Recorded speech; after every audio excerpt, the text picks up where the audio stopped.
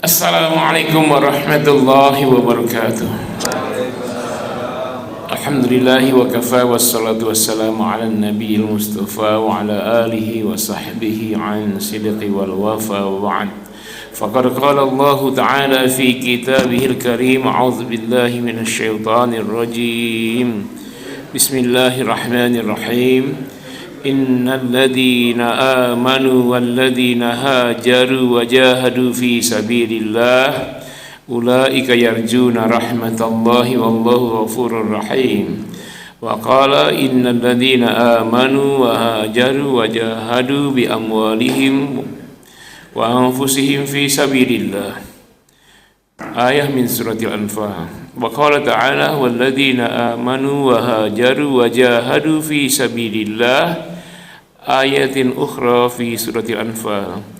Walladzina amanu min ba'du wa hajaru wa jahadu. Ayah aidan min suratil Anfal. Alladzina amanu wa hajaru wa jahadu fi sabilillahi bi amwalihim wa anfusihim a'zamu darajatan 'indallah wa ulaika humul muflihun. Ayatan min suratit Taubah. Shadaqallahul azim. Allahumma bil Qur'an. Bapak Ibu yang saya muliakan, wabil khusus para alim ulama, tokoh masyarakat dan seluruh pengurus DKM serta Bapak Ibu jemaah salat subuh yang saya cintai karena Allah. Alhamdulillah, kita bersyukur kepada Allah, hari ini kita masih berjumpa, sudah lama tak bersua. Saya mengucapkan selamat tahun baru 1448 Hijriah. Sudah setahun nih nggak ketemu nih. Ya, ini tahun baru Pak. Masih di bulan Muharram, tapi sudah tanggal 20-an ini. Tapi kalau tahun Masehi pada tahu semua ya. Salawat dan salam semoga terlimpah tercurah buat kekasih Allah baginda tercinta Nabi Muhammad sallallahu alaihi wasallam yang telah membawa kita hijrah minaz zulumatil jahiliyah ila nuril islamiyah.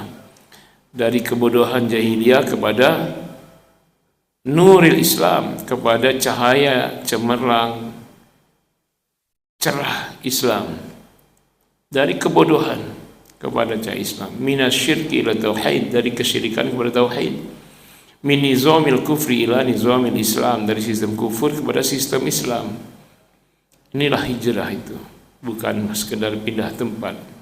Saya ingin menyampaikan satu tema yang jarang Bapak Ibu dengar dari ustadz lain ketika bercerita tentang kisah hijrah. Sepenggal kisah yang terabaikan, sepenggal kisah yang terlupakan. Kita sudah sering mendengar setiap tahun, bahkan di majlis-majlis taklim ketika bulan Muharram, kisah hijrah ini disampaikan detail semua, minal Makkah ilal Madinah, sebabnya hijrah, apa prosesnya, halangannya, tantangannya, kenapa harus pindah itu.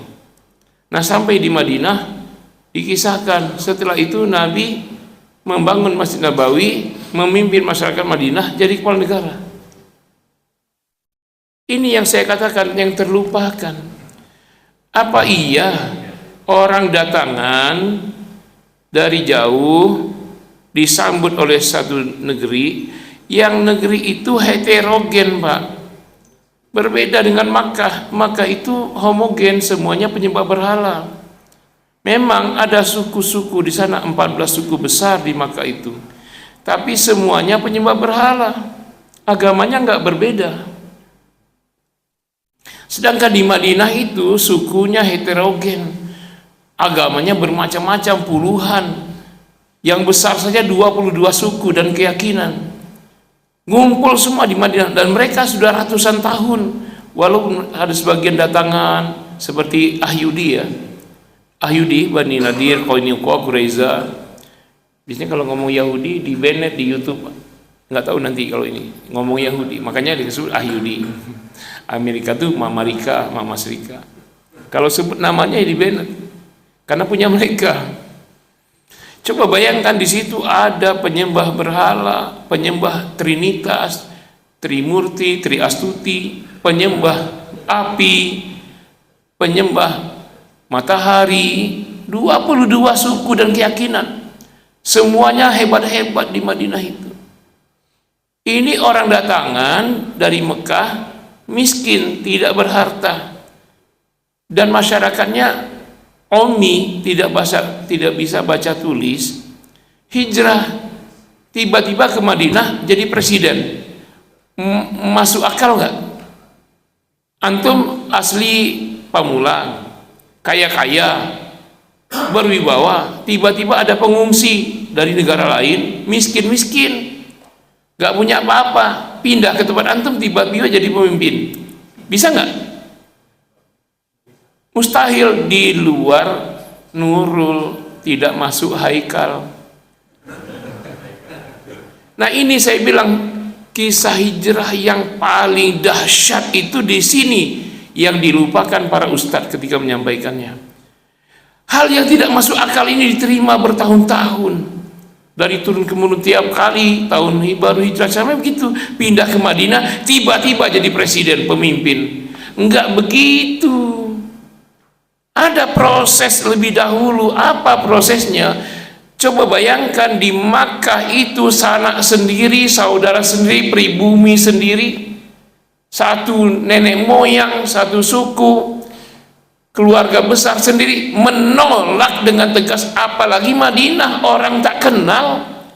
Dulu nggak ada YouTube, nggak ada Facebook, nggak ada handphone. Jadi orang Madinah tuh banyak nggak tahu siapa Nabi itu. Memang Nabi hebat, kepemimpinannya bagus, cerdas, tapi tiba-tiba baru pindah jadi pemimpin, itu yang mustahil. Ini ceramahnya hijrah begitu dari tahun ke tahun, dan jemaahnya terima aja. Oh iya, enak betul ya pindah jadi pemimpin. Padahal waktu pindah itu, mereka yang hijrah itu kan miskin semua, walaupun ada harta. Nabi melarang hijrah bawa harta. Dilarang Nabi bawa makanan, perbekalan yang cukup untuk sampai ke Yastrib saja. Di tengah jalan, bukan gampang hijrah itu kayak kita, halo saya pindah, dadah, kita aman. Mereka itu berjalan 500 kilo. Sepanjang perjalanan itu melewati suku-suku. Dan dulu namanya hukum rimba, hukum padang pasir. Ketemu orang kaya, langsung dibegal, diambil kekayaannya. Nah, inilah rahasianya Nabi melarang sahabat bawa emas, bawa harta kekayaan untuk hijrah itu. Jadi mereka miskin-miskin hijrah itu. Benar saja setiap kali ketemu suku-suku yang hebat-hebat, yang begal-begal, mereka tidak dibunuh. Orang pembunuh bayaran mikir, untuk apa bunuh orang tidak punya uang? Numpulin pedang saja. Kan pedang kalau sudah nyembelih, tumpul dia. Enggak dapat bayaran. Betul Pak, ketika mau sampai ke Madinah, pembunuh bayaran itu ratusan mau mengejar Nabi, karena kepala Nabi itu dihargai 100 ekor onta. Ontanya jamalun, bukan ibilun, bukan badanah, karena onta itu bermacam-macam. Onta badanah, onta ibilun lebih bagus dari yang ada punuknya. Tapi jamalun, onta yang punuknya 2. Kalau sekarang kira-kira seekor minimal 80 juta harganya. Kalau badanah, budunun itu sekitar 40-50 juta per ekor. Ini the bestnya onta. Kalau 100 ekor 75 juta kali 100, 7,5 miliar. Siapa pembunuh bayaran yang tidak tertarik membunuh Nabi dapat 7,5 miliar. Mereka mengejar semua ratusan pembunuh bayaran. Hijrah itu di setiap ketemu suku-suku di perjalanan, sukunya hukum padang pasir. Siapa kuat dia menang. Seenaknya bunuh orang. Tapi pembunuh bayaran tidak akan membunuh yang bukan sasarannya, percuma. Jadi ketika mereka ditemukan oleh para pembunuh bayaran, sahabat-sahabat yang hijrah ini melawan. Anda boleh bunuh kami, tapi kami melawan. Bisa jadi kami habis terbunuh, tapi Anda tak dapat apa-apa, karena harta semua kami tinggalkan di Makkah. Jangan-jangan orang-orang yang tidak mengejar kami, mereka lebih dahulu menemukan harta-harta kami di rumah kami, di bawah tangga, di balik tembok, di dalam tanah. Mikir benar juga ya, kalau kita bunuh mereka sekarang, dan mereka melawan, mungkin mereka terbunuh semua, tapi di antara kita mungkin ada yang terbunuh, kata pembunuh bayaran. Balik dia mengejar lebih cepat mencari harta-harta yang ditinggal Muhajirin. Nah, itulah rahasia kenapa Nabi melarang sahabat bawa harta ketika hijrah. Siapa yang tertarik bunuh orang miskin? Sampailah selamat semua sahabat itu ke Madinah. Nabi pun miskin, Pak, ketika hijrah itu. Masuk akal nggak tiba-tiba negeri baru, nggak kenal siapa-siapa, bukan saudara aja di Mekah menolak, bahkan membantai sahabat Nabi. Yang mujahid syahidah pertama semuanya ditusuk sampai meninggal. Kemudian Yasir dibelah dengan ditarik 2 ekor kuda ke kanan kiri, tangan kanan kaki kanan diikat, ditarik kuda, tangan kiri diikat, tangan kaki kiri diikat, ditarik kuda, belah badannya, ditarik. Ada sahabat yang digergaji dari kepala sampai belah 2 badannya. Ada sahabat yang masuk Islam digulung dengan pelepah kurma kering, kemudian diikat di dahan pohon, dibakar dengan api unggun dari bawah. Sahabat begitu ketika di Makkah itu. Karena itulah harus hijrah itu. Nah, ini yang tidak masuk akal. Kenapa Nabi hijrah tiba-tiba jadi presiden? Ini kalau orang kafir dengar cerita hijrah begini, alah, ngarang-ngarang ini. Nggak mungkin. Antum coba pemilihan gubernur, orang tak dikenal, miskin lagi, Pak, tiba-tiba jadi gubernur. Masuk akal nggak? Nggak masuk akal. Ada proses lebih dahulu. Ketika sampai di Madinah, Nabi punya visi ke depan. Ditawarin oleh orang-orang Ansor, oleh Aus dan Khazraj, ya Rasul, tinggallah di rumah saya punya villa bagus, semua akomodasi kebutuhan Tuan Rasul pasti kami penuhi, pelayan banyak. Ada lagi menawar, ya Rasul, tinggallah di istana saya, ya Rasul, tinggallah di bungalow saya, semua ada fasilitas. Nabi menolak semua itu, karena setelah hijrah itu bukan tidur, bukan istirahat. Rasul mengatakan, biarkan onta saya berjalan, di mana dia parkir, di situ kita bangun masjid dan saya tinggal di sana. Untuk apa? Tinggal di masjid untuk jamaah berdatangan. Karena di masjid itu Rasul akan mengadakan revolusi mental, revolusi akhlak, revolusi intelektual. Bukan nganggur tuh sahabat, capek-capek hijrah, miskin-miskin, dapat tempat tinggal, tidur ngorok. Bukan, Pak. Karena itu ayat-ayat hijrah antum baca, nggak ada cuman beriman, hijrah, beramal soleh, masuk surga. Nggak begitu ayatnya. Semua ayat hijrah, coba buka, coba lihat di Al-Baqarah ayat 218. Innalladzina amanu walladzina hajaru.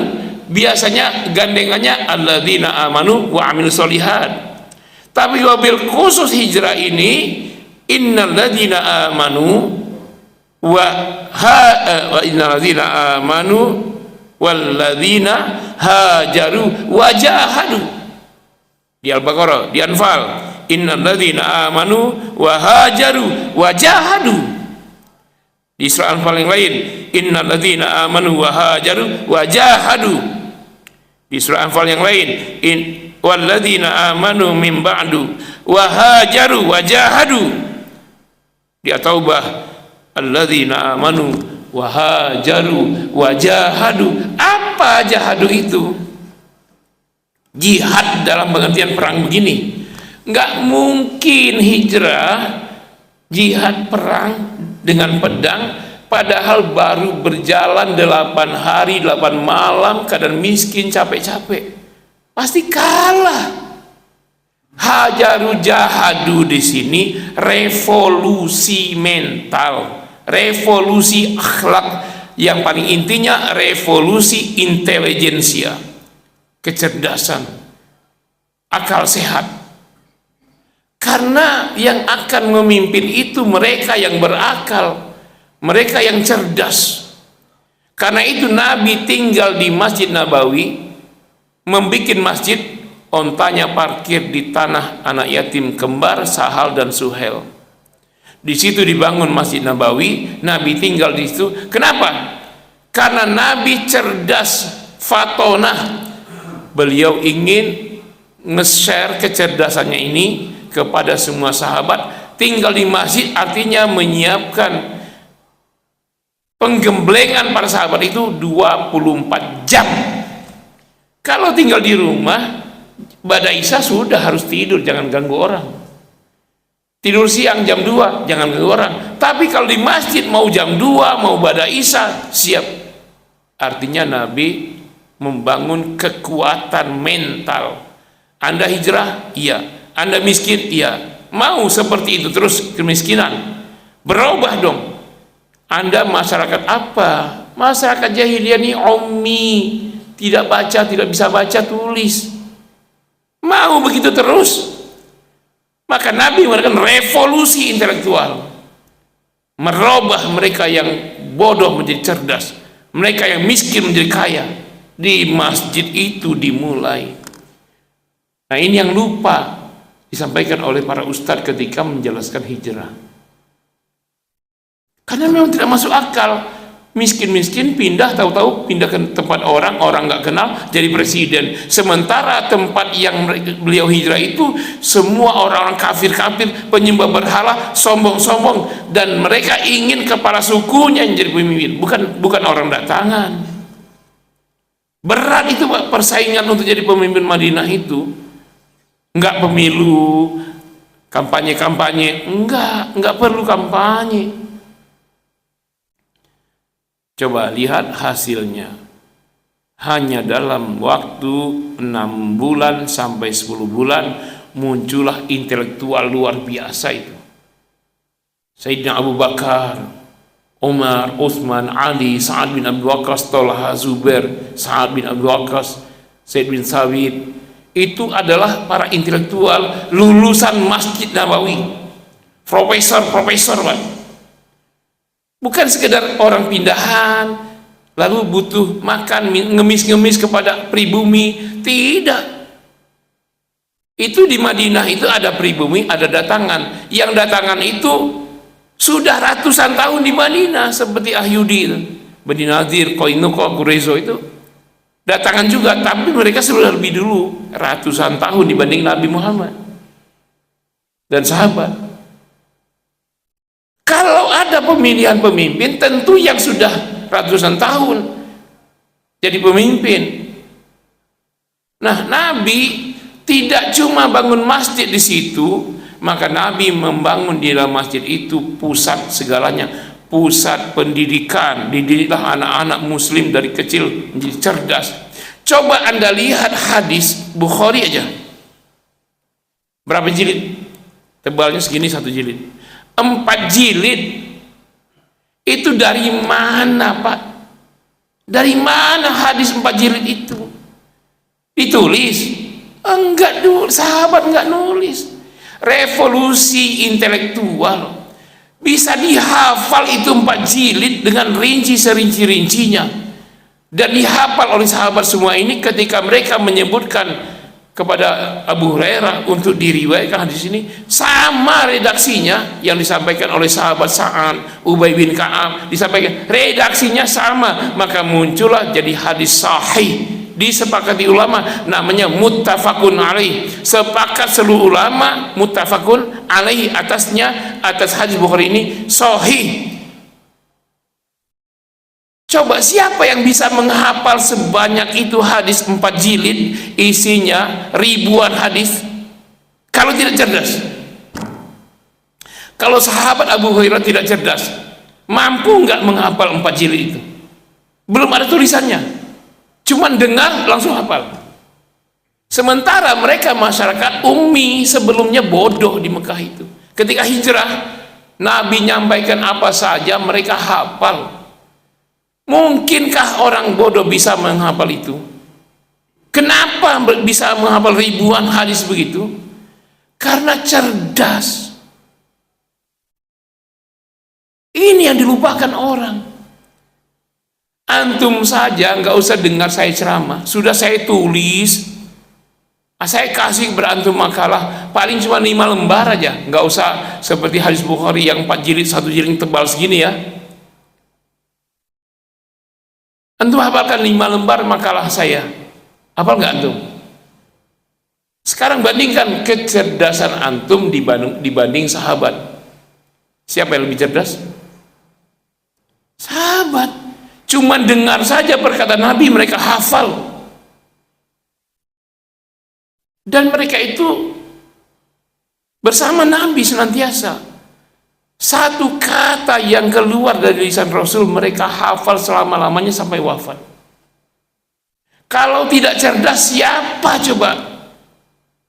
Jadi hadis sahih, mutawatir. Jadi Nabi hijrah itu mulai dari revolusi intelektual. Makanya masjid itu menjadi pusat pendidikan. Dididik semua anak muslim, dididik ibu-ibunya, dididik suami-suaminya, bapak-bapak semua. Bukan cuman bikin masjid tempat sholat, pas duha kosong, zuhur semua di kantor. Tidak begitu. Menyatukan hati para sahabat, muhajirin dan ansor. Disatukan, Pak. Enggak ada kecemburuan. Mereka saling bersatu padu, tolong menolong. Mereka mengutamakan saudaranya muslim. Adapun mereka berasal dari suku-suku berbeda. Muhajirin saja 14 suku. Ansor di Madinah itu ada 22 suku. Coba perbedaan begitu. Apa yang menyatukan mereka? Akidah yang sama. Kalau hati mereka bercerai-berai, pastilah mereka dihantam duluan oleh suku-suku lain yang ada di Madinah itu. Nah, setelah menyatukan hati, diikuti dengan menyatukan segalanya, termasuk ekonomi. Maka itu Nabi bangun masjid, di dalamnya bergeraklah industri-industri ekonomi.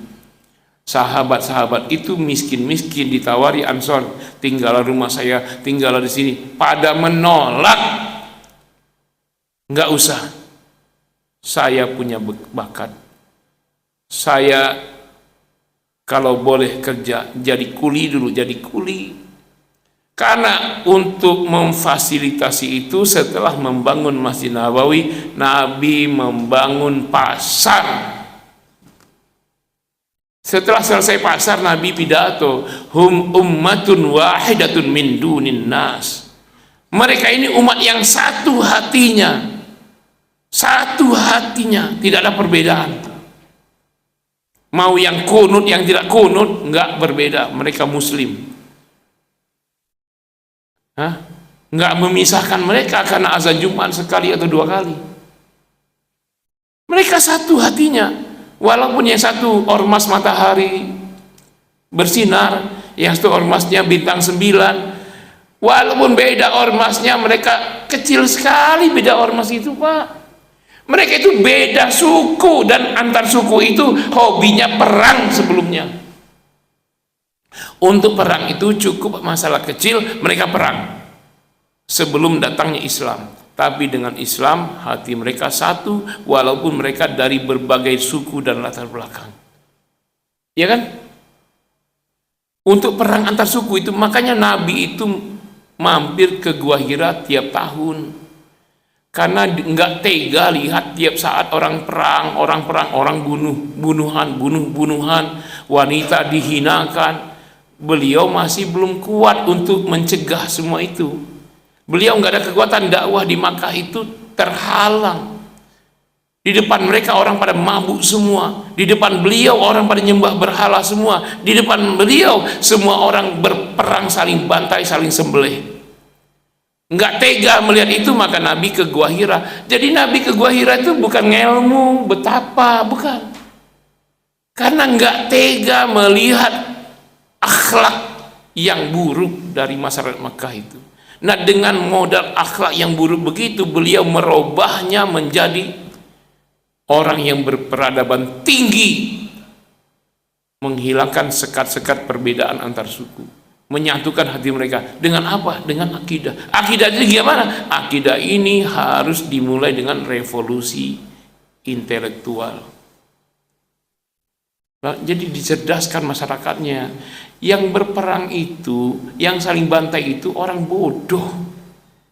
Antum kalau masih ribut di sini soal kunut tidak kunut, antum masih ribut soal azan Jumat sekali 2 kali, antum masih ribut soal usoli tidak usoli, itu ciri khas jahiliyah itu.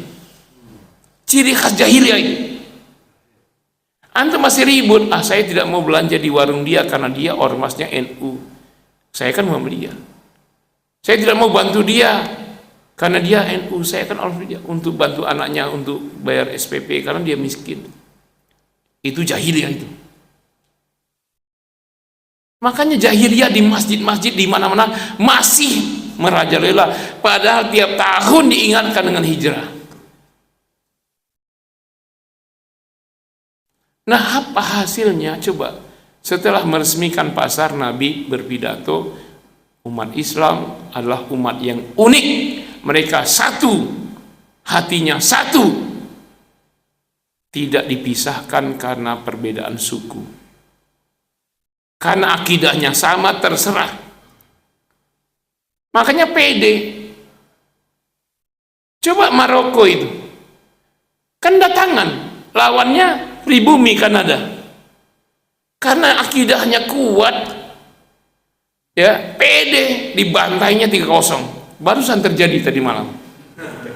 Bener Pak, itu bisa menang bukan semata keahlian bola, karena mereka hatinya satu, tidak ego, mentang-mentang striker dia sendiri mau ngegolin. Enggak, bukan striker itu yang ngegolin, yang strikernya kan Hakimi, yang ngegol kan si itu bisa menang itu lawan tuan rumah pribumi itu kan, di teror mental mereka dengan tuan rumah itu, ya kan, dengan teriakan-teriakan, hancurkan. Mereka datangan Maroko itu karena itu kuat hatinya, bersatu padu, dia tidak ego. Jadi Anda lihat tadi malam, coba bedanya apa? Yang ngocek bola sampai semenit siapa? Nggak ada. Tiap dapat bola langsung kasih temannya, nggak ada yang ngocek bola supaya ngelewatin lawan. Jadi so ahli memamerkan keahliannya, nggak ada kan tadi malam kan?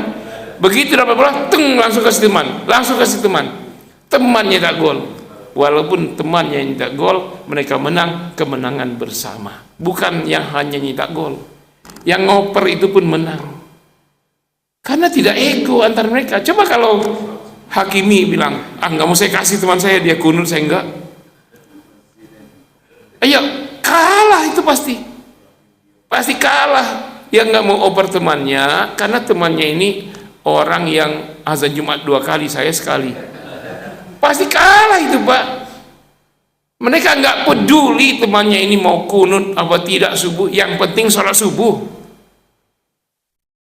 Kadang kita ini aneh, dengan teman yang kunut tidak kunut kita ribut, teman tidak sholat subuh tidak pernah kita bangunin, malah kita senyum-senyum dengan dia. Yang tidak subuh itu kita hantam dia, datangi rumah dia, nasihati, kenapa Anda tidak ke masjid, sholat enggak? Oh enggak sholat. Teriakin dia, inna lillahi wa inna ilaihi raji'un, inna lillahi wa inna ilaihi raji'un. Yang tidak sholat subuh itu sama lah, yang tidak sholat itu KTP-nya Islam, tidak sholat dia. Babi sholat enggak? Babi enggak sholat. Nah dia enggak sholat, ada kesamaan dengan babi. Yang begitu mau jadi pemimpin, yang tidak sholat subuh.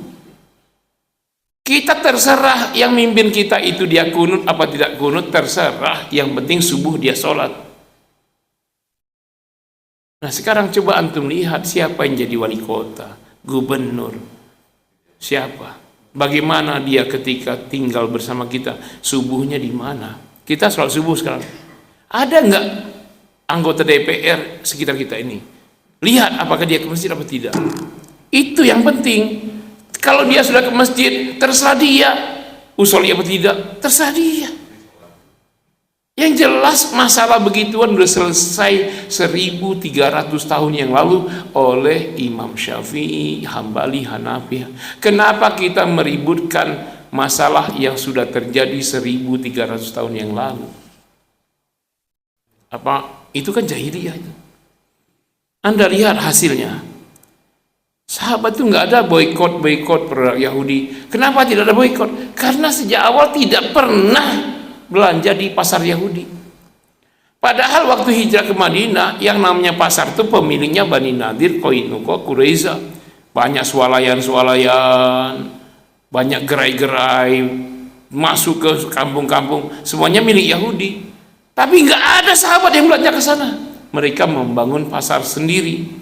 Mereka membesarkan pasar temannya sendiri. Lihat, hanya 6-10 bulan menguasai ekonomi Madinah dengan intelektual yang tinggi, lalu mereka muktamar seluruh komponen Madinah. Lebih dari 22 suku itu memilih pemimpin. Hanya 6 bulan dari hijrah, Pak. Lalu suku-suku lain mau nyalonkan pemimpinnya. Jangankan calon pemimpin, dengan sahabat saja mereka nggak berdaya. Dari sisi apa? Intelektual kalah jauh, ekonomi kalah jauh. Apa yang mereka mau andalkan menjaga Madinah ini kalau sepemimpinnya tidak intelek? Ijazahnya palsu gimana? Coba. Sementara jangankan Nabi Muhammad, muridnya saja kalibernya Profesor Dr. Abu Bakar Siddiq, Profesor Dr. Umar bin Khattab, itu baru muridnya, apalagi gurunya. Profesor, lebih dari profesor. Lalu pemilihan pemimpin dari 22 suku yang beda agama semua itu nggak berdaya, mereka nggak bisa. Pemimpin saya disanding dengan Nabi Muhammad, nggak ada apa-apanya, kualitas nggak ada apa-apanya, oligarki nggak ada apa, Nabi kaya-kaya. Akhirnya mereka sepakat bulat menandatangani Madinah Charter, Al-Mitsaqul Madinah, Piagam Madinah. Dengan pemimpin siapa? Muhammad sallallahu alaihi wasallam. Kenapa mereka tak berdaya mencalonkan pemimpin mereka? Walaupun ini datangan, walaupun jadi pemimpin orang yang hijrah, bukan pribumi, tapi kualitasnya melebihi semuanya. Karena kalau diserahkan kepemimpinan Madinah ini kepada pemimpin mereka, sekali diserang habis. Dulu musuh-musuh mereka negara adidaya, Persia, Romawi yang sudah berusia 600 tahun. Musuh mereka kafir Quraisy yang juga kaya-kaya.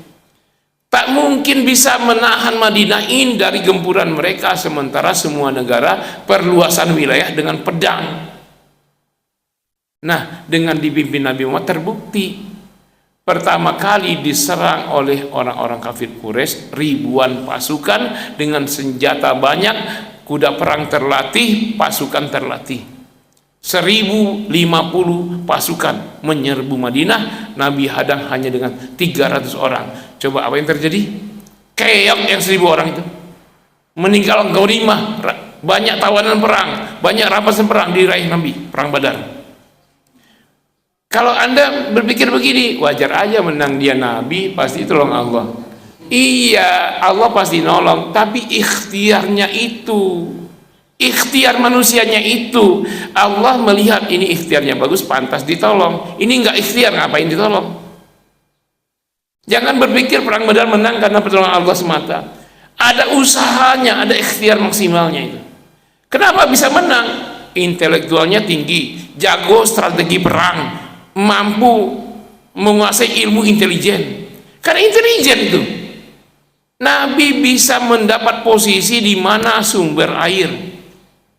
Coba bayangkan, ribuan pasukan itu nggak tahu sumber air, kan intelijen mencari wilayah, lalu dihadanglah. Maka mereka perang kehausan, Nabi sahabat perang dengan penuh air. Lalu setelah tahun kedua Hijrah itu terbukti, menangnya terbukti. Kalau dipimpin pemimpin yang apa adanya pasti keok, Pak. Bahasa negara baru 2 tahun. Lalu terjadi perang-perang, berapa perang yang terjadi selama Hijrah? 81 kali. Baik perang kecil maupun besar. Perang besar yang dipimpin Nabi 9 kali. Nah, yang tidak dipimpin Nabi di situ Khalid bin Walid, Zaid bin Sabit, Umar bin Khattab, itu merangi suku-suku yang berkhianat. Itu dihitung kalau ditotalkan 81 kali. Coba Anda pikirkan, coba 81 kali perang dimulai tahun kedua Hijrah sampai 9 kurang 2 berapa? 7. Coba 7 tahun perangnya 81 kali. Setahun berapa kali? Bagi 81 bagi 7 berapa? 11, 12. Berarti tiap bulan 1 kali perang. Kok menang terus? Kalahnya cuma sekali, yaitu perang Uhud. Kenapa kalah? Karena bermunculan para pengkhianat dari Madinah itu. Yang 22 suku itu berkhianat karena iri dengan kemenangan yang dipimpin Nabi Muhammad. Makanya berkhianat mereka di perang Uhud, makanya kalah Nabi. Tapi sisanya sampai perang menghadapi seluruh dunia tahun ke-6 Hijriah, namanya perang Ahzab. Anda lihat coba, pasukan kafir itu bukan hanya kafir Quraisy, bergabung juga Persia, Romawi bergabung untuk menaklukkan Nabi di Madinah. Apalagi Yahudi. Di Yahudi itu 2, Pak, bergabung kafir dengan pihak kafir. Dari dalam Madinah jadi pengkhianat, dari luar Madinah bergabung dengan pasukan kafir tahun ke-6 Hijriah. Itu Yahudi itu memang bermuka 2 itu. Satu sisi di Madinah berkhianat dengan pasukan Nabi, di luar Madinah mereka bergabung dengan kafir Persia Romawi tahun ke-6 Hijriah. Coba Anda lihat hasilnya, siapa yang menang? Nabi dan sahabat. Yang memerangi Nabi itu seluruh dunia. Bayangkan Persia Romawi yang sudah 600 tahun berjaya menguasai dunia, ibaratnya satu pulau, kayak di Indonesia mungkin satu provinsi Aceh doang diserang oleh Amerika, Rusia, gabungan NATO, Eropa, semua nyerang Aceh misalnya, habis kan. Sekecil itu, negara kecil ya, sekecil sebesar Aceh itu, tapi kok bisa menang? Itu karena revolusi intelektual ketika hijrah itu. Coba ketika membagi rampasan perang Ahzab itu, kafirnya sudah kalah semua, banyak terbunuh, banyak tawanan, banyak rampasan perang, emas, ribuan ekor onta, ribuan ekor kuda, ditinggalkan semua oleh pasukan kafir. Dibagilah ghanimah itu kepada sahabat-sahabat. Nabi pidato di awal tahun ke-6 Hijriah. Apa pidato Nabi? Al-an nakhruju naghzuhum. Mulai hari ini, mulai tahun ke-6 Hijrah ini, ya, nakhruju, kita yang keluar, naghzuhum, kita yang menggempur mereka, menggempur Persia, menggempur Romawi, negara adik kuasa yang telah berjaya 600 tahun. Ini negara kecil baru berdiri 6 tahun. Negara 6 tahun mau mengalahkan negara 600 tahun. Terjadi perang Mut'ah, perang Tabuk, perang Yarmuk, semuanya dimenangkan kaum muslimin. Anda lihat coba, karena itulah Islam sampai ke Indonesia ini. Itu dampak dari hijrah, Pak. Nah, kita masih sibuk aja ribut soal kunut. Gimana mau ngalahkan Ahyudi, si rewel, tiap hari dia bom Gaza itu, kita diam saja. Kita masih asik makan lezat sambil nonton rakyat Gaza sedang dibombardir. Kan kadang-kadang nonton TV lagi di meja makan kan, sambil makan nonton TV kan, lihat Libanon digempur habis, ribuan meninggal syahid. Kita lihat sekarang Yordania sudah dikuasai, Pak, 2 wilayah Yordania, meluas lagi. Besok ini Mesir nih. Apa kita mau diam lagi? Pertanyaan, dari mana si rewel dapat bom sebanyak itu? nggak habis-habis, ngebom terus, nggak habis. Bahkan kuburan pun dia bom, sudah mati, tinggal tulang-tulang masih dibom sama dia. Kenapa? Karena kelebihan bomnya banyak. Kalau nggak dibom, dia numpuk di negaranya. Dan itu semua bukan gratis, mereka beli dengan uangnya. Bukan hanya Amerika, mereka beli dari Rusia, dari Amerika, dari Prancis, Jerman, bahkan Malaysia pun jual bom ke Israel. Turki pun yang sok-sok hebat mengkritik Israel, jual bom juga dengan sirewel. Dan dia bayar cash. Dari mana duitnya? Dari antum. Coba makanan antum, minuman. Nah, ini sangkua. Nah, ada minuman, antum minum. Masuk ke mereka itu sahamnya. Produk mereka. Makanan, coba satu potong ayam paha. Kalau antum beli di warteg cuma 15.000. Beli di warung mereka, McD, makan dikit. Saya nggak jemput nama ya, itu kan mereka itu kan inisial kan, McD itu, KFC inisial kan, namanya bukan itu namanya, itu inisial. Saya nggak nyebut nama. Cuman sepotong doang 60.000. Anda masuk warung Padang dapat 3 bungkus itu. Ada lagi di Arab itu Pak, cuman kopi doang, Starbucks, lagi haji lagi, 60 real dibeli. Sok-sokan gengsi. Anda beli keluar ada yang jual kopi itu baik sikil 4.000 cuma dua. Ibu-ibu beli tas branded, mereknya Hermes. Nah, jangan sebut nama aslinya, Hermes lah. Ya jangan sebut aslinya, Hermes lah. 600 juta itu tas isi mukena aja udah kepenuhan. Dibeli, untung besar nggak mereka itu?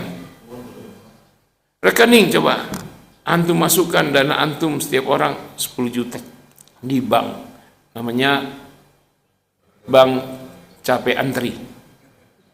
Karena berderet-deret saking banyaknya orang Muslim naruh uangnya di sana, namanya Bank Capek Antri, singkat itu. Antum taruh 2 miliar, 3 miliar di situ. Tinggal dipakai saja. Coba antum lihat sekarang Mama Srika itu memblokir rekening Iran. Berapa Pak? 6.000 triliun. Padahal uang Iran itu hasil jual minyak ke India, jual minyak ke Qatar, jual minyak kan negara lain. Kok si Mama Srika bisa memblokir? Kan aneh kan? Karena sistem perbankan milik dia. Anda punya duit sekarang, kalau kayak saya ini lagi mengkritis mereka, kalau mereka tahu diblokirnya saya, bisa nggak? Bisa. Hari ini saya mau ambil uang saya, nggak bisa lagi karena mereka tersinggung dengan kritik saya. Karena saya nggak ngapa-ngapain, karena saya taruh di rekening mereka. Tapi saya dulu nggak apa-apa, apa yang mau diblokir saya nggak nyimpan uang di tempat mereka, blokir aja.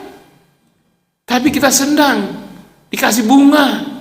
Sudahlah sistem mereka, uang kita mereka pakai, dikasihnya riba, nggak berkah. Riba itu perang kepada Allah dan Rasul. Antum sujud pada Allah tiap hari, tapi antum perang dengan Allah karena masih naruh di sana. Hijrah masih sudah banyak bank syariah, itulah hijrah, pindahkan dari rekening konvensional kepada syariah, itu hijrah. Belanja, ibu-ibu belanja di mana? Sayur, ikan, beras. Nah, warung Muslim apa warung? Tapi kalau hijrah Nabi itu di masjid itu semua warung-warungnya. Sholat subuh pulang-pulang semua bisa dibawa sayur, tinggal dimasak doang karena sudah penjualnya di sekitar Masjid Nabawi. Muslim semua. Nah kita ini aneh kadang, ini masjid jangan jualan di sini. Malah yang jualan kita usir. Harusnya kita besarkan mereka. Coba antum belanja di retail mereka itu atau mall mereka, ambil apa saja langsung bayar, termasuk ibu-ibu. Tapi kalau penjualnya muslimah, jual sayur, satu ikat kangkung, berapa kangkungnya? 5.000 seikat. 1.500 ya, begitu. Ditawar 1.500, ini mau belanja apa mau bunuh orang. Itu kalau muslim. Tapi kalau non muslim, ibu masuk AC, ruang AC, tinggal ambil, nanti pakai keranjang sudah banyak, tinggal wah di klik sama mereka, ting ting, 900.000 langsung bayar, nggak nawar. Coba pedagang muslim jual ikan, ibu pergi ke pasar sekarang, seorang muslim jual ikan, berapa ini bang? Saya kilo 30.000. Udah lama ini, udah nggak segar ikannya. 14.000 ya, 14.000 modalnya saja 20.000. Mau bunuh orang apa mau belanja ini?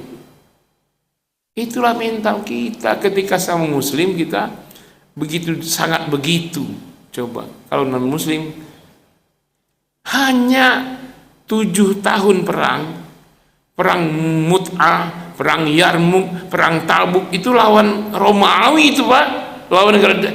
Nabi mengerahkan 20.000 pasukan Madinah, Romawi 300.000. Yang 20.000 bisa mengalahkan 300.000. Kenapa? Kualitasnya, bukan cuma fisiknya sehat, kecerdasannya itu. Kan perang perlu kecerdasan, perhitungan, strategi perang. Kalau nembak panah, angin kecepatan begini, sudutnya begini, bagaimana bisa tepat kena ke jantung musuh. Itu kan rumus fisika itu. Perang itu juga jago fisika. Anak panah itu bagaimana bisa mendarat di jantung melawan, di kepala lawan. Kayak Daud lah ketika ngalahin Jalut, pakai ketapel doang, langsung bocor kepalanya raksasa itu, mati yang zolim. Itu bukan karena dia nabi. Kita ini bicaranya karena nabi ditolong malaikat, karena Muhammad di sampingnya ada Jibril, Mikail, Israfil. Lah kita samping kita siapa? Satpam aja nggak ada. Kita berpikirnya begitu, cara beragamanya salah. Ikhtiar maksimal itu hijrah. Antum hijrah, jangan lagi bank konvensional. Belanja, coba cari. Antum bengkel di bengkel Cina apa bengkel muslim. Ganti spare part. Mahal, muslim mahal. Langsung jadi omongan. Kalau yang Cina bagus-bagus, kalau muslim KW-KW, gampang rusak, itu sudah jadi omongan. Jangan dulu, mana buktinya? Makanya bengkel muslim mati karena nggak ada pelanggan. Sekolah aja, sekolah Pak. Ini kekhawatiran saya, tiap hari ke BST saya, Senin, Selasa, Rabu, Kamis. Pengajian ibu-ibu jam 9, lain-lain masjid, beda-beda. Ngelewatin sana itu. Ada sekolah Islam bagus yang bertahan tuh Insan Cendekia, masuknya ratusan juta itu. Tapi dia bisnis mata. Ada lagi tuh yang the best masuk Sinar Cendekia, tapi sekarang udah menurun. Ada Cikal Harapan. Tapi tahu nggak, ada sekolah non muslim tiba-tiba bermunculan. Saya kan keliling tuh BST tiap hari. Ada Mesorideo, Era et Labora, Stella Maris, Ursula, Saint John's, Macron. Tadi Ursula itu. Ada Binus. Coba Pak, Anda bayangkan. Saya nggak sebut nama sekolahnya. Kendaraan Anda menghalangi mobil yang lain. Sama, coba. Itu uang pangkalnya ratusan juta. Bahkan ada yang S1-nya, S1 Pak, masuknya saja 1 miliar uang pangkalnya. Masuk itu. Yang sekolah di sini siapa? Coba masukin. Anda ada penelitian agama setiap siswa. Muslim. Coba kalau uang pangkal 1 miliar, bisa nggak kalau itu bikin kolam renang? Bisa. Bikin lapangan bola? Bisa. Bikin lapangan voli? Bisa. Futsal? Bisa. Coba Anda masuk ke sekolah Islam, uang pangkalnya 4,5 juta. Ditawar, boleh nyicil nggak? Selama setahun. setiap bulan 400.000. Nyicil lagi, sekolah muslim. Anda berharap masih itu hebat seperti sekolah kafir? Ada lapangan bola, ada kolam renang. Bagaimana 4 juta bisa mengalahkan 400 juta? Pantaslah mereka bisa bayar guru-guru hebat. Mereka bisa gaji dengan uang pangkal yang Anda tanamkan di sekolah mereka. Coba dibalik, keluar dari sekolah non muslim, uang pangkalnya 100 juta, 200 juta, masuk sekolah Islam, uang pangkalnya 4 juta, Anda bayar 100 juta. Kenapa 100 juta? Saya, waktu itu anak saya di sekolah non muslim, uang pangkalnya 400 juta. Sekarang saya masukkan ke pesantren Anda, uang pangkal saya kasih 400 juta. Enggak Pak, di sini uang pangkalnya cuma 4 juta. Kata pihak pesantren, pokoknya saya kepengen sama dengan sekolah kafir. Ada kayak begitu? Ada.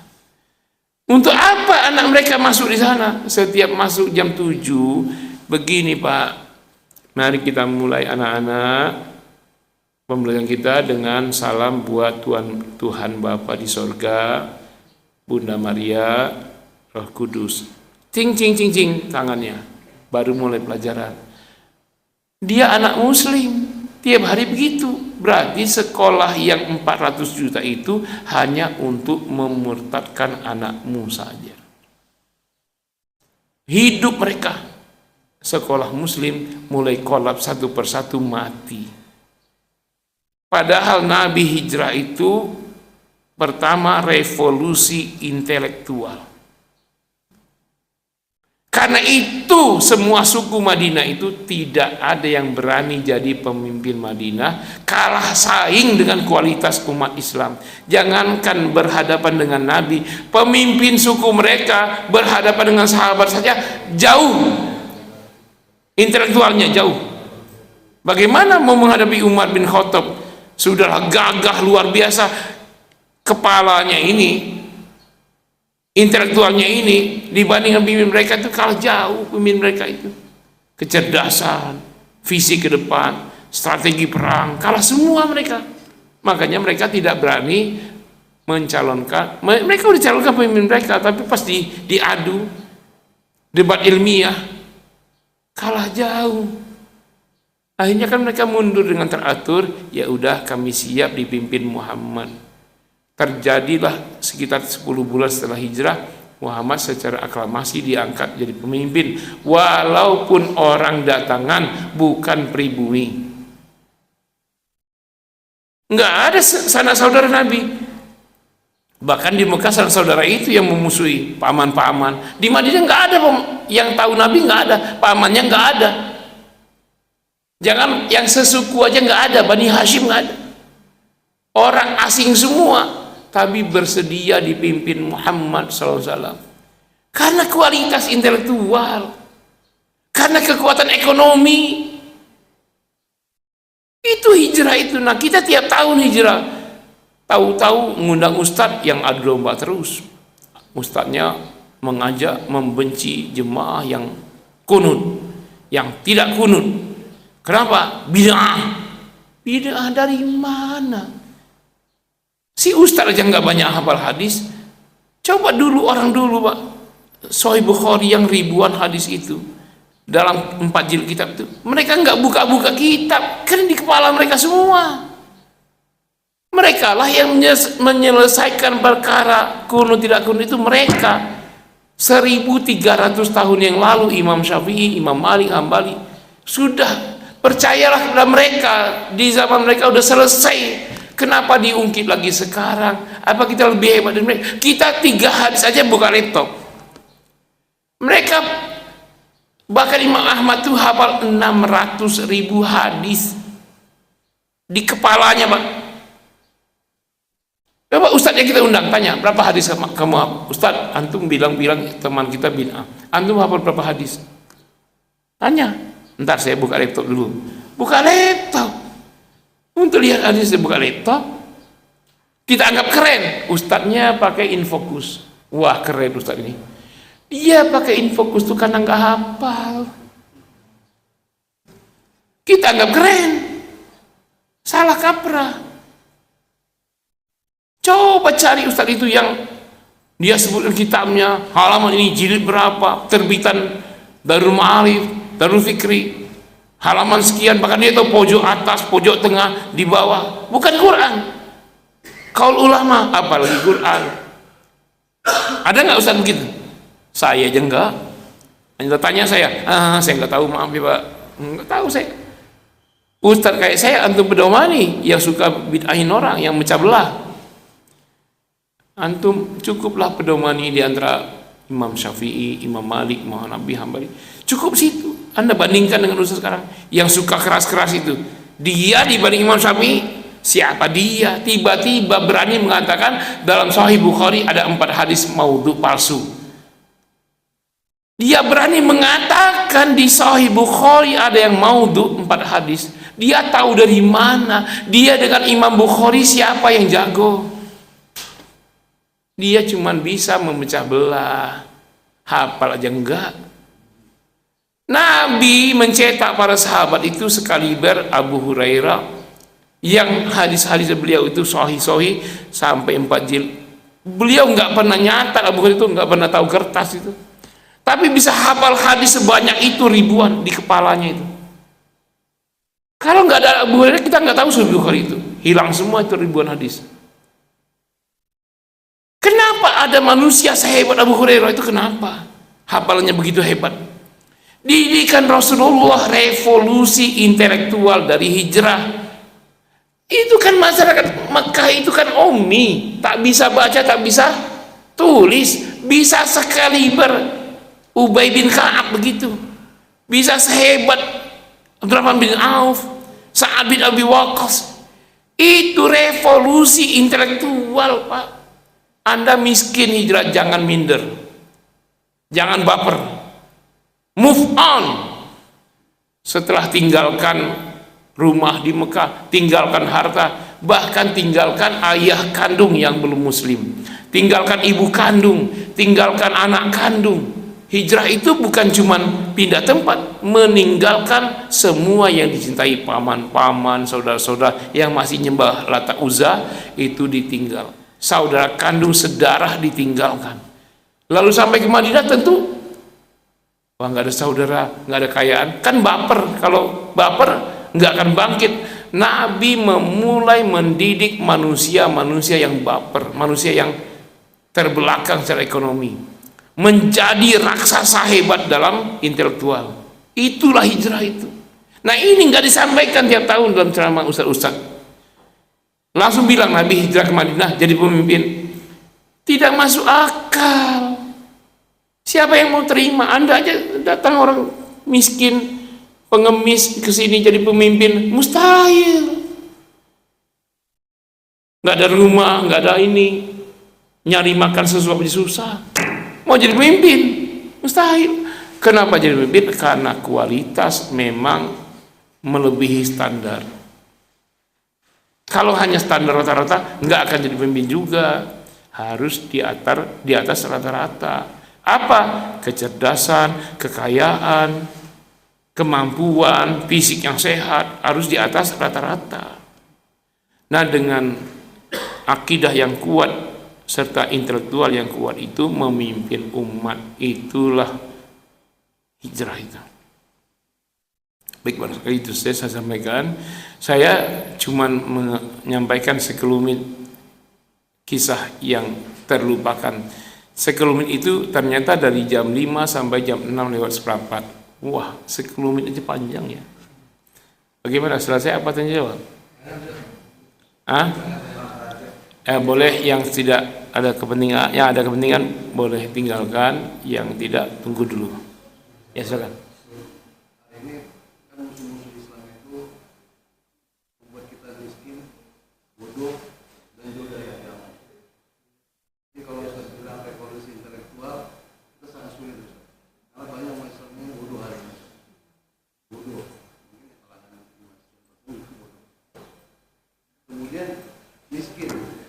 Miskin hari ini memang kondisi negara saat ini resesi, ya kita tetap dibuat miskin. Pada saat itu kita dibuat bodoh dan dibuat miskin. Dan satu lagi, jauh dari agama. Kan nggak dapat pertolongan Allah. Pertanyaan saya, dari 3 hal ini, kita dibuat miskin, bodoh, jauh dari agama. Menurut Ustaz, mana yang lebih mudah dan apa yang harus dilakukan oleh jin, Ustaz? Ya, itu aja dulu. Jangan. Saya minta izin agak panjang, boleh nggak? 10 menit. Kita ini sedang di masjid-masjid. Kalau di masjid ngomong ibadah aja, jangan ngomong ekonomi.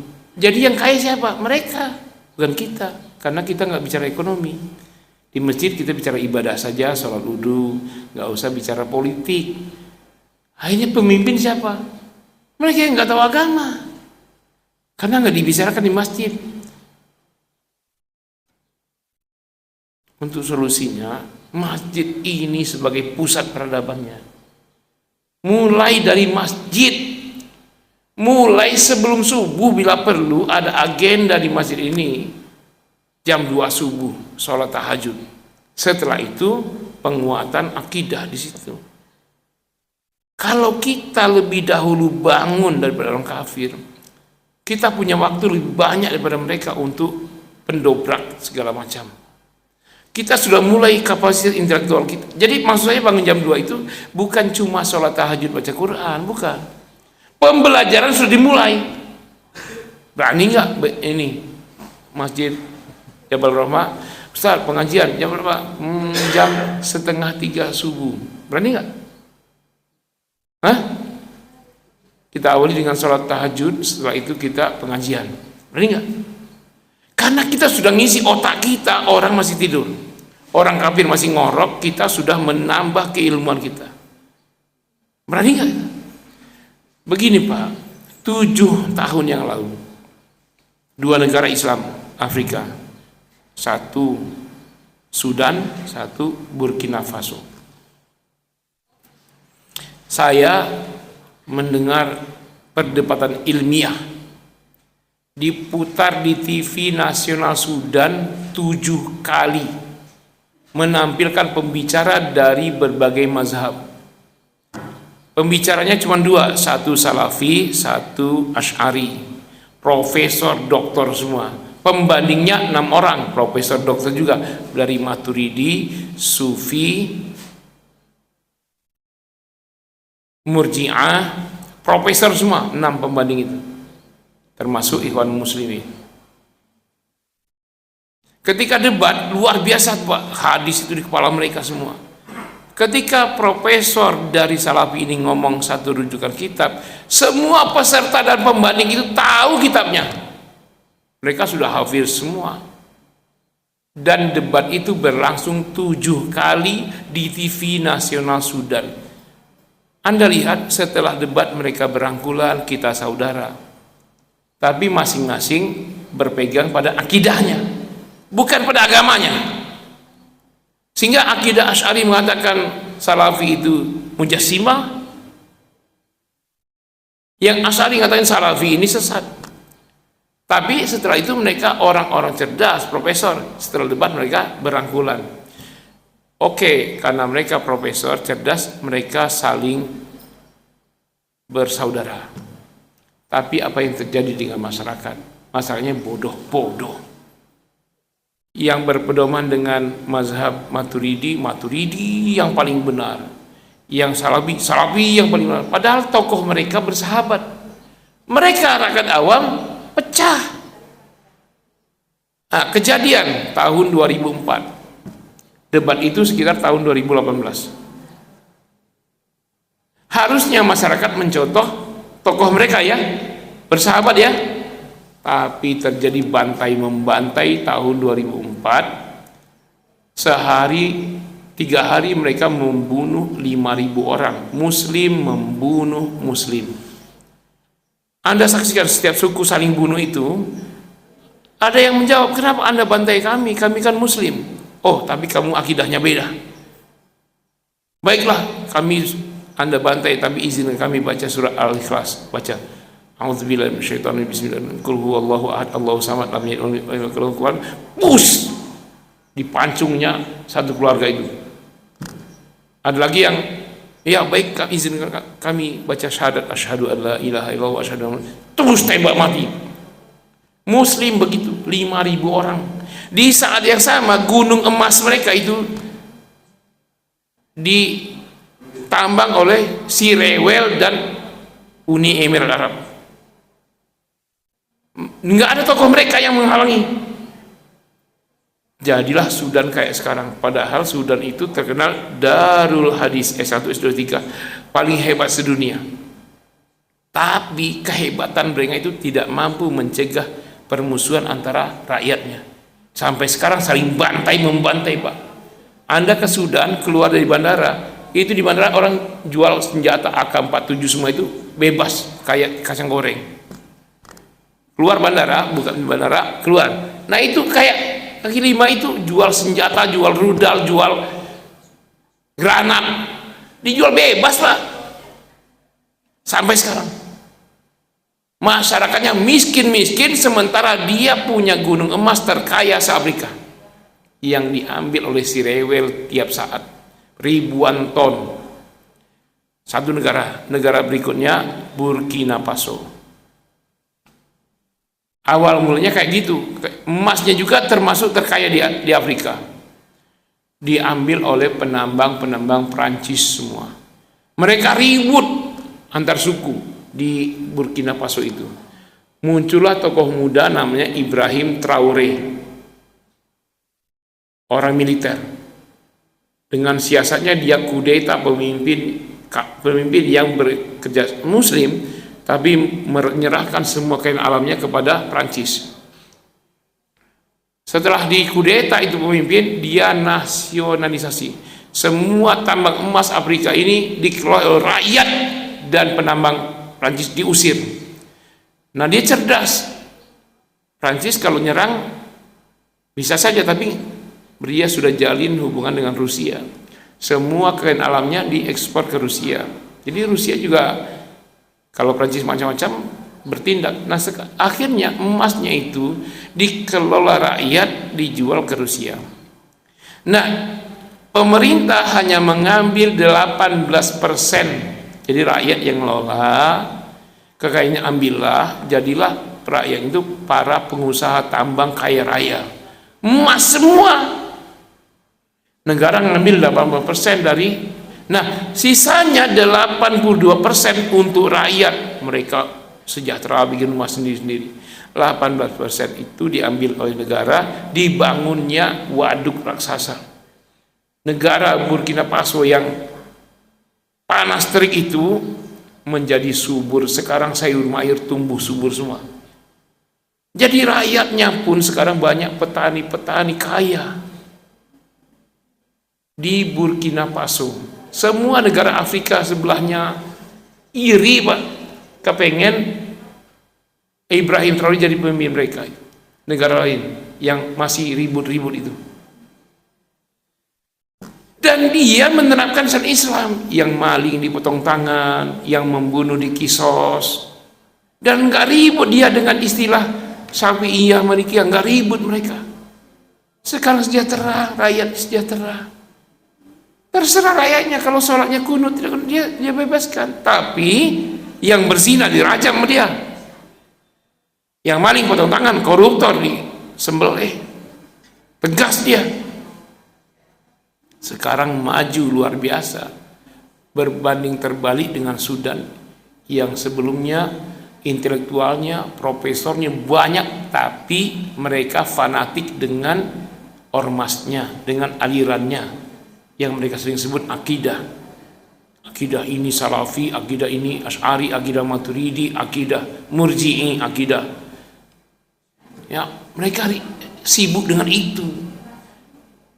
Padahal profesor mereka itu berangkulan, tapi rakyat awam memahami terbalik. Mereka berpecah karena perbedaan akidah itu. Makanya saya nggak setuju bahas itu di jemaah, karena jemaah kita nggak ada profesor. Pembahasan seperti itu namanya ilmu kalam, dipelajari di pasca sarjana Islamic Studies S2 S3. Dibatasi tembok kampus aja, jangan dibahas di masyarakat.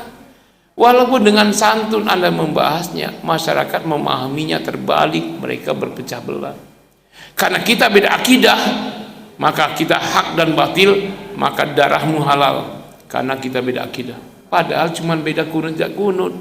Katanya beda akidah, darahnya halal, sesama muslim. Begitu mudahnya membid'ahkan orang. Maulid bid'ah, peringatan tahun Islam bid'ah. Berbeda dengan Nabi. Coba perkara bid'ah di zaman Nabi, yang Nabi katakan bid'ah itu perkara yang berat. Coba apa yang bid'ah kata Nabi? Orang Mekah itu sangat cinta tanah air. Kata Nabi, wukuf di Arafah. Sebagian mereka enggak mau karena Arafah di luar Mekah. Akhirnya mereka wukuf di Muzdalifah. Baru Nabi bilang yang wukuf di Muzdalifah itu bid'ah. Sekarang pertanyaan, wukuf di Muzdalifah itu perkara kecil atau berat? Besar. Penyimpangan besar baru bid'ah. Yang kedua, memulai ibadah haji dan umrah itu memakai pakaian ihram. Kata Nabi, mereka mengatakan memulai ibadah umrah haji itu dengan menanggalkan pakaian. Karena kita berhadapan dengan Tuhan, maka kita harus telanjang. Memulai ihram dengan telanjang itu kata Nabi bid'ah. Perkara berat enggak? Nah, kalau perkara ringan enggak Nabi sebut bid'ah. Sekarang yang kunut tidak kunut, berat apa ringan? Kenapa Anda bid'ahkan? Yang memulai azan 2 kali itu adalah Khalifah Utsman bin Affan. Anda bid'ahkan? Memang Khalifah Utsman bid'ah. Kenapa beliau khutbah azan Jumat 2 kali? Kondisi Masjid Nabawi, depannya, samping kanan kirinya pasar, orang sibuk jualan. Sampai Jumat itu, Jumat itu berkumpul, seluruh pelosok datang ke Masjid Nabawi itu, belanja, menggeliat ekonomi. Maka Sayyidina Utsman melihat, bagus ini, membuat, tapi supaya mereka tidak telat sholat Jumat, azanlah sebelum waktu Jumat. Yang pertama muazin azan di pasar. Sekarang kalau Anda bayangkan azan di pasar gimana? Ini masjid, pasar di sana. Tidak. Buka pintu masjid sudah pasar tuh. Maka sholat azanlah di sana, karena nggak ada mikrofon zaman itu. Nah, pedagang-pedagang sadar, oh udah Jumat nih, sebelum Jumat nih. Pembeli dan penjual sama-sama ke masjid. Masuklah mereka ke masjid. Setelah penuh masjid, azan yang kedua. Itulah azan yang sebenarnya. Azan 2 kali. Anda mau bilang Khalifah Utsman bid'ah? Dia membiarkan ekonomi menggeliat, silahkan. Tapi ingat, ini ada panggilan azan. Tapi yang masuk masjid itu adalah orang-orang yang tasnya penuh dengan dinar dan dirham. Orang-orang yang sudah bisnis masuk masjid, tas mereka nggak kosong, dinar dan dirham. Itu untuk masjid, itu untuk Islam. Mereka infak dari pedagang-pedagang, dari pembeli-pembeli yang sholat Jumat. Sekarang Anda masuk masjid sholat Jumat pakai sarung, kantong pun nggak ada. Anda pakai apa infak kota amal? Lewat aja. Boleh kaya raya, silahkan. Tapi hasilnya balik ke masjid. Itu pesan Sayyidina Utsman. Makanya beliau itu cerdas. Paling kaya beliau. Sudah kaya raya jadi khalifah. Ya, taat pula. Profesor. Sekarang pemimpin kita kaya raya doang. Tapi dia biarkan di bawahnya pada korupsi semua. Malah diciptakan tuh. Diciptakan ini MBG 1 orang 15.000. Tahu-tahu dilihat, dibuka, taksiran harganya cuma 6.000. Kemana yang 9.000-nya itu? Mereka bagi-bagi, akhirnya satu persatu ditangkap, ya kan? Itu bukti bahwa itu dikorupsi. Ya biarkan program itu membuat orang korupsi berjamaah.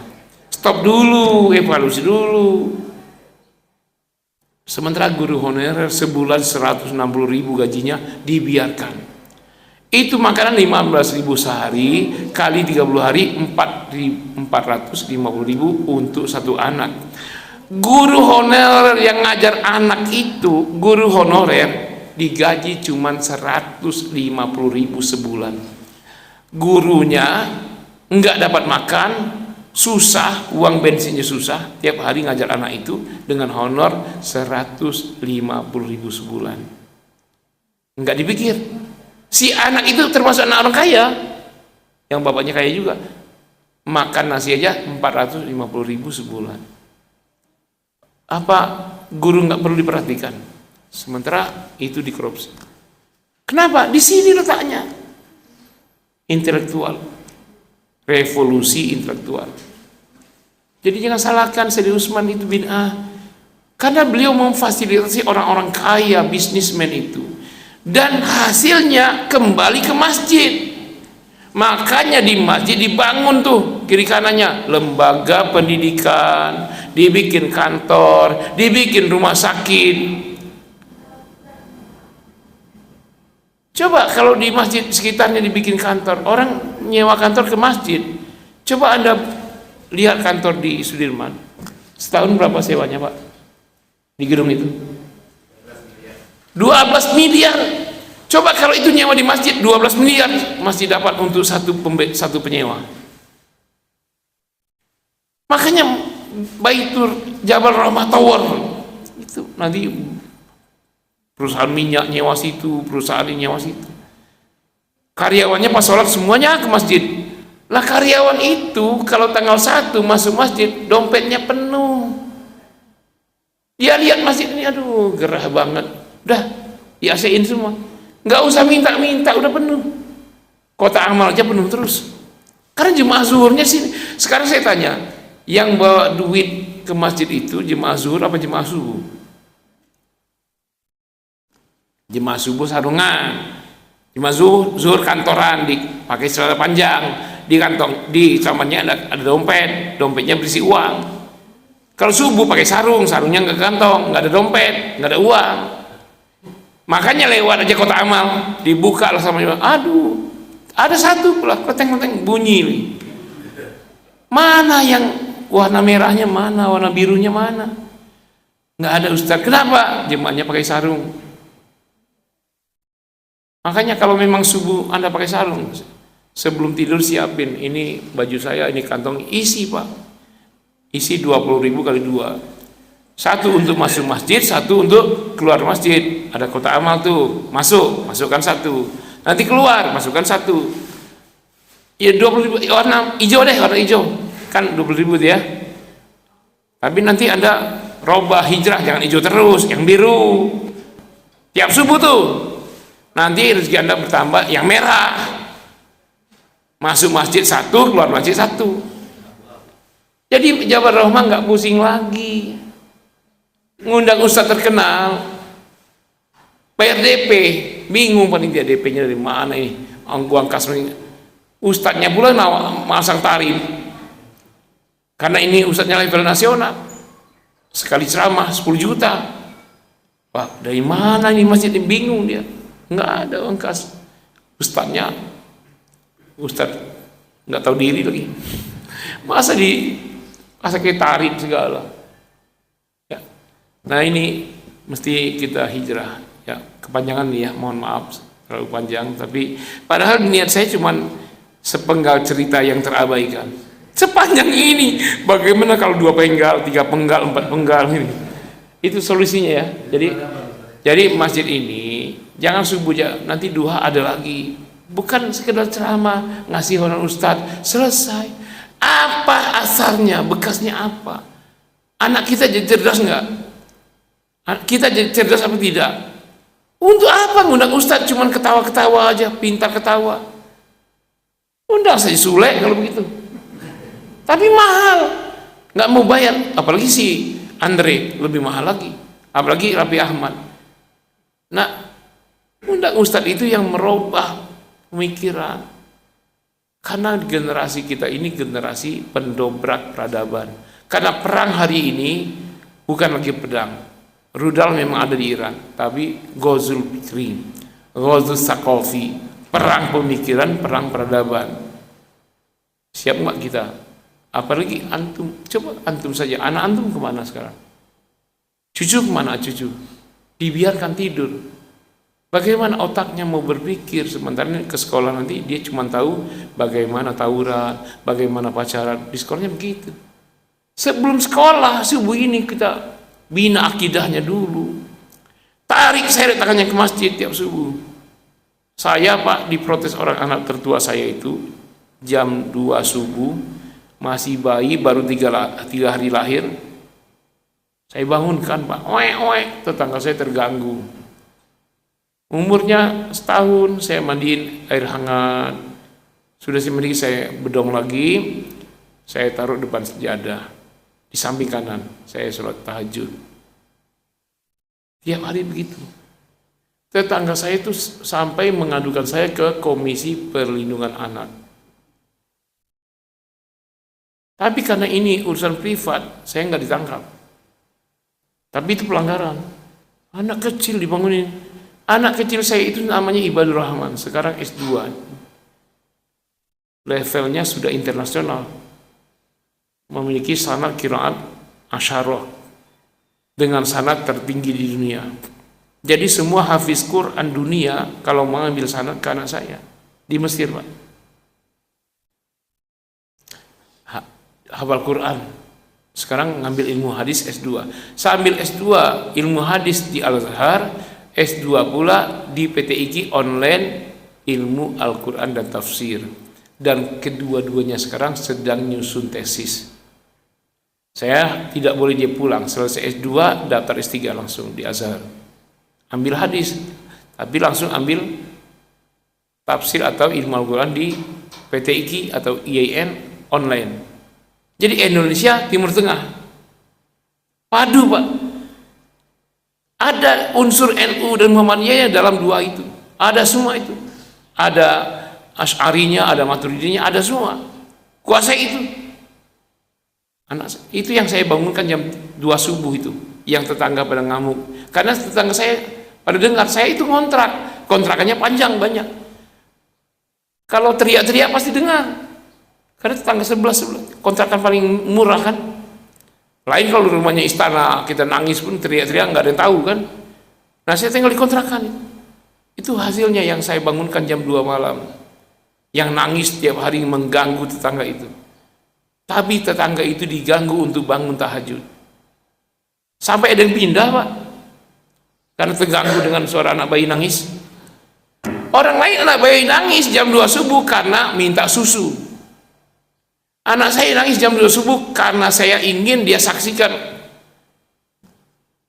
Ini namanya itu ngajar bilhal. Itu orang tuanya sudah bentang sejadah jam 2 subuh. Anak kita jadi begitu. Ya hasilnya sekarang dia punya aset sekarang 200 juta padahal masih kuliah. Karyawannya sudah 5 digaji sama dia. Ini karyawannya pun mampu menyekolahkan adik kandungnya ke Mesir. Baru karyawan anak saya. Kuliah S2 itu bukan saya ngirim SPP. Ngirim untuk rumah. Dia yang ngirim saya duit. Di Mesir sudah menghasilkan asetnya 12 juta. Itu. Jadi setelah saya mandiin, habis itu saya baca Quran, subuh-subuh saya bawa ke masjid karena dia laki-laki. Memang iya anak kecil itu ribut, nggak apa-apa. Tapi kita bilang, nah nanti di masjid tertib ya. Walaupun kita sudah nasihati mereka masih ribut, mengganggu jemaah sholat, tapi jangan larang anakmu ke masjid. Karena memang ke masjid itu tujuannya menyatukan hati. Syukur-syukur dapat khusyuk. Kalau ada keributan anak-anak main, ya Anda terganggu, ya nggak apa-apa. Karena Anda ambil khusyuk itu di sholat tahajud. Nggak ada yang ganggu tuh. Bisa khusyuk, menangis, sujud yang lama, bisa semua. Anda berharap bisa rukuk sujud yang lama sholat subuh sambil menangis. Protes jemaah lain kalau menjadi imam, ayo kita sholat dengan khusyuk ya. Sujud aja 2 jam. Ngamuk jemaah. Nanti Anda salam nggak ada orang lagi karena udah pulang semua. Kalau mau ngambil khusyuk di sholat tahajud. Kalau sholat subuh berjamaah, alhamdulillah dapat khusyuk. Nggak dapat nggak apa-apa. Yang penting masjidnya rame. Baik dari unsur NU maupun unsur Muhammadiyah, jemaahnya bergandengan tangan. bid'ah Ustaz. Masa habis salaman habis assalamualaikum? Nabi nggak pernah begitu. Salaman itu menyatukan hati. Sambil menanya kabar saudara kita, bagaimana kabarnya? Alhamdulillah. Wah, istri saya sedang 9 bulan mau lahiran. Bingung saya, di mana dananya? Nah, saudara kita muslim, diam-diam dia bergerak. Hei, bantu ya, pakai WA temannya. Kira-kira kelahiran kalau sesar 11 juta. Kita ada berapa ini? 60 orang. 500.000 per orang cukup itu. Lebih malah ya. 300.000 aja. Enggak pula banyak. Kita bisa selesaikan solusi atas masalah saudara kita. Itulah fungsi jamaah itu. Bukan untuk bid'ahkan orang. Ya, maaf ya kalau saya ini basicnya dua-duanya. Ya, dua-duanya. Saya besar di lingkungan Muhammadiyah. Ya, karena saya marbot di Masjid Muhammadiyah, perguruan Muhammadiyah. Marbot di situ saya dari SD, Sanawiyah, Aliyah, Madrasah Ibtidaiyah, Sanawiyah, Aliyah situ. Sampai satu saya di Muhammadiyah. Cuman kalau saya pulang ke rumah, lingkungan saya NU. Pulang ke rumah saya NU. Lingkungan saya RT semua NU. Tapi saya marbot di Masjid Muhammadiyah. Puluhan tahun saya di sana. Jadi saya ngerti dua-duanya.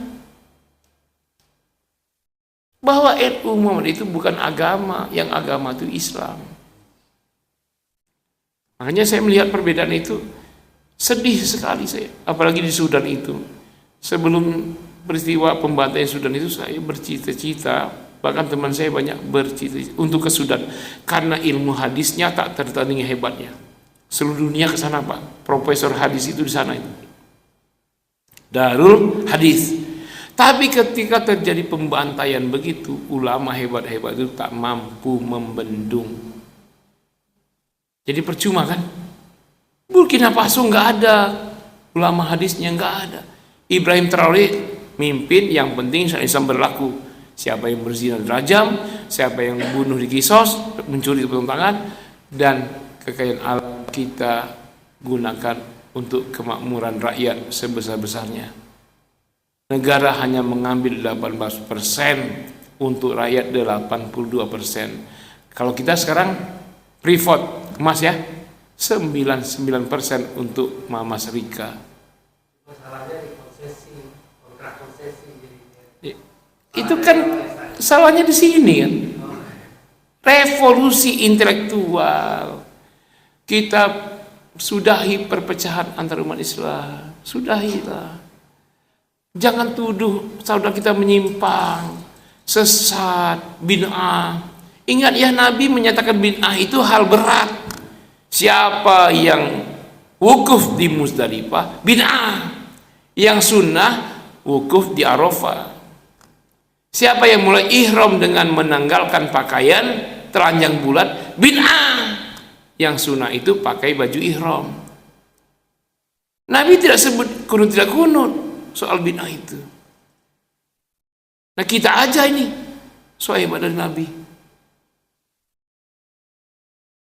Ustaz, habis sholat imamnya baca keras.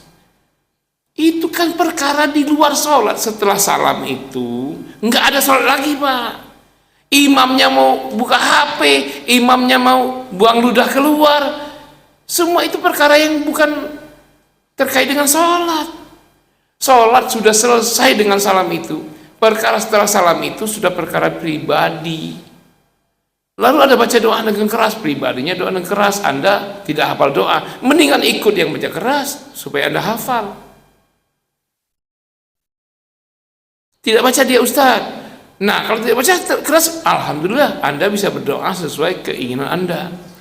Tidak ada yang diganggu dengan baca keras atau tidak baca keras, itu nggak ada yang ganggu. Karena ego kita saja dikit-dikit terganggu. Baper sih nggak move on juga. Dikit-dikit tersinggung, dikit tersinggung. Beragama nggak begitu. Coba lihat mereka yang dari Arab itu datang ke sini bid'ah. Dia bid'ahkan kita tablik akbar.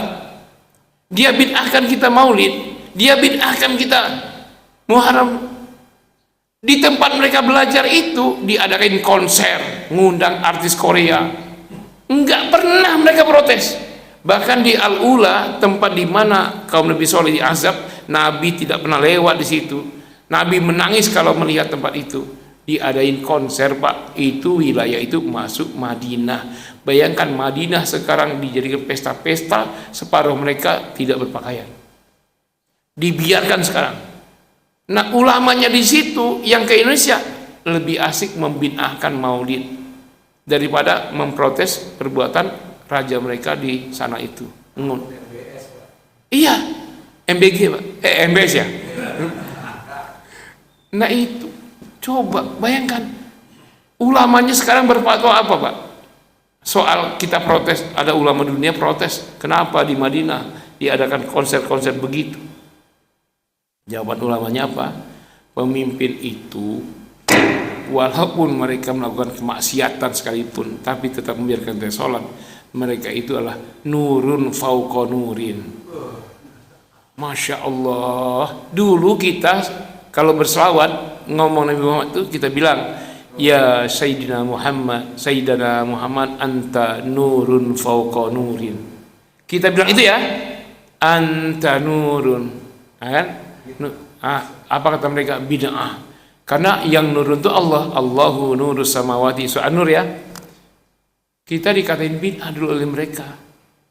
Kita sebut Nabi Muhammad cahaya di atas cahaya. Nabi Muhammad. Sekarang mereka bilang pemimpin mereka cahaya di atas cahaya. Yang pangkalan militer Mamasrika dia siapkan di negara mereka. Pangkalan militer Sirewel pun masuk situ, Pak. Tapi namanya Amerika, pasukannya pasukan Sirewel. Bohong mereka. Mereka bilang pangkalan Mamasrika, tapi orangnya pasukan Sirewel. Masuk di negara-negara Islam, negara para nabi. Dan kita diam saja sedunia. Dan kita mengiyakan ketika mereka datang, kita sambut, kita cium tangannya, dia katakan kita bid'ah, kita bid'ah. Saya lebih suka Arab itu mencontoh kita yang tabligh akbar, kita yang ngadain maulid. Lebih suka saya kalau mereka adakan itu di Arab daripada konser-konser seperti itu. Dan Gaza mereka diamkan. Bahkan Hamas pun mereka tuduh teroris. Yang menjaga negaranya, yang membela dengan nyawa dikatain teroris. Penyerangnya Sirewel, senjata Sirewel dari siapa? Dari Mamasrika. Mereka siapkan fasilitas militer di negaranya untuk Mamasrika. Kalau Mamasrika mau menguasai mereka sangat gampang itu. Militer mereka semua. Mohon maaf saya sampaikan begitu sampai jam 7 ini. Terima kasih, ini sekelumit tentang hijrah. Tapi tiap tahun kita akan ingat dengan hijrah ini, ya. Pelajari dengan sungguh-sungguh. Ya, jangan mudah gampang dibohongi para ustadz. Masa iya sekali hijrah jadi pemimpin, tiba-tiba jadi pemimpin tanpa kualitas, tanpa kekayaan, tanpa otoritas, tanpa oligarki? Mana bisa? Yang menentukan pemimpin siapa yang pegang ekonomi? Antum nyoblos itu tiap tahun kampanye sibuk-sibuk itu formalitas doang. Tapi siapa yang jadi presiden, siapa jadi gubernur, wali kota? Oligarki yang sudah menentukan 9 naga itu. Percuma aja kita itu pemimpin itu. Anak kecil bisa jadi wapres, bayangkan. Kenapa? Karena oligarki yang milih mereka.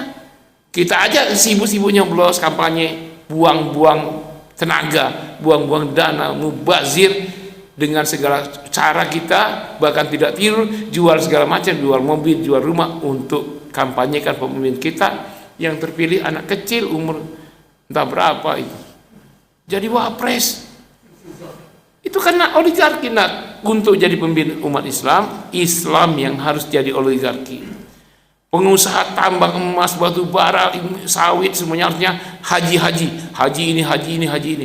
Bukan naga ini. Datang dari Cina dia bawa dengkul doang. Tahu-tahu di sini jadi bos. Enggak bawa duit dari mana? Duit kita. Nambah lagi waktunya ini. Antum masukkan duit ke banyak capek antri itu, ya, jadilah modal 5 triliun. Yang pakai siapa? Mereka datang dari Cina, modal dengkul, Dia pakai uang kita itu. Jadilah mereka pengusaha oligarki kaya raya gara-gara kita. Tapi antum datang ke sana ke Bank Capek Antri itu mau minjam 2 triliun, dapat enggak? Dapat enggak? Kalau mereka minjam 5 triliun dapat duit antum. Mereka datang modal dengkul dari negara mereka itu. Bukan mereka bawa duit ke Indonesia, bawa uang 5.000 triliun. Enggak. Mereka datang mulai nyusup-nyusup di bandara-bandara itu. Bahkan di Morowali itu ada bandara yang tidak terdeteksi oleh negara. Marah itu Menteri Pertahanan siapa? Marah Jenderal Sabri. Tiba-tiba bisa masuk tanpa ini. Punya bandara sendiri lagi. Ini negara dalam negara ini. Nah, tapi beliau sendiri ya. Coba kalau kayak beliau tuh 10 orang aja bisa kuat kita ya. Kayak beliau tuh 20 orang aja. Mohon maaf. Terima kasih. Wassalamualaikum warahmatullahi wabarakatuh.